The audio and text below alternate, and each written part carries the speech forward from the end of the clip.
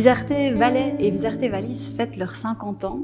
Pour marquer cet anniversaire, nous proposons le projet Dala, ici au manoir de la ville de Martigny, mais aussi ailleurs, au château de Loèche et dans l'espace public à travers plusieurs interventions éparpillées. La Dala, c'est une rivière qui se trouve à Loèche et qui marque la délimitation, une frontière que nous avons voulu voir comme une invitation à la rencontre entre le bas et le haut Valais, entre les langues, entre les artistes et le public. Dala, c'est aussi Da en allemand et La en français. Ça nous parle du lieu, le fait de voir une œuvre d'art dans un espace dédié à l'art contemporain ou ailleurs, là, dans un journal, dans un bus, sur une aire d'autoroute. Le projet Dala s'éclate à travers tout le canton en présentant les travaux de près de 140 artistes, les membres de Visarté Valais et Visarté Vallis qui occupent, qui investissent ces différents espaces. Ici au manoir, c'est le travail d'une quarantaine d'artistes qui est exposé entre peinture, sculpture, vidéo, installation, dessin, gravure. L'objectif de cette exposition, c'est de montrer un panorama de la création en présentant les différentes démarches, les différentes préoccupations, les différents engagements des artistes. L'exposition se prolonge aussi à l'extérieur, le long du chemin qui mène au château de la Battia. L'exposition propose encore une dernière partie, c'est une invitation à des jeunes artistes, des alumni fraîchement sortis des écoles d'art de Suisse et qui ont proposé un projet sur le thème de Dala. Nous avons travaillé à 3 avec le curateur Carlo Schmitt pour le château de Loèche et le curateur Nicolas Marolf pour les interventions éparpillées. Ich bin Künstler und bin in diesem Projekt Dala Kurator für die Ausstellung im Schloss Leuk, wo wir vor allem Unterwalliser Künstler zeigen.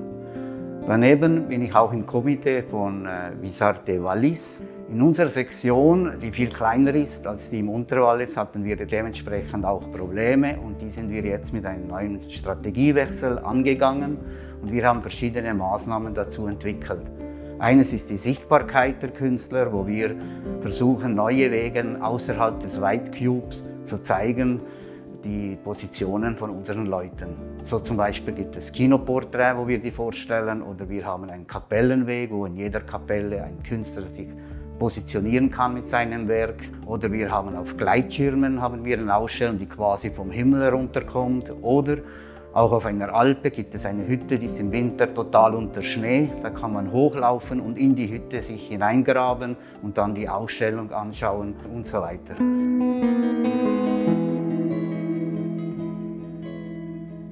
Une des missions était le fait de la rémunération des artistes. C'était une question importante pour Visarté Valais et Visarté Suisse. Tous les artistes seront rémunérés.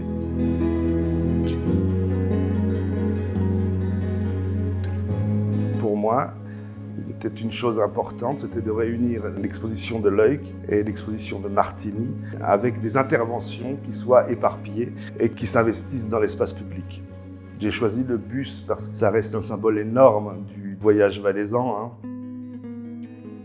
Autre façon aussi de dispatcher l'art dans le niveau social, c'est le journal. Et donc, j'ai loué des pages pour créer des pages artistiques. Et puis, troisième chose, c'est la galerie virtuelle. C'est un espèce de jeu d'enfant à l'ancienne où on peut visiter tous les artistes.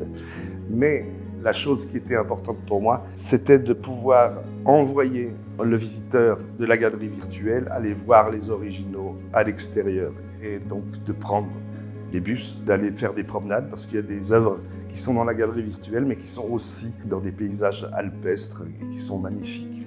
C'est-à-dire de faire rentrer dans une espèce de solitude pour ressortir peut-être, aller voir le monde et surtout être, je dirais, attentif au monde. La chose qui m'intéressait, et c'est de Corinne Aby, le seul péché qui existe, c'est d'être inattentif.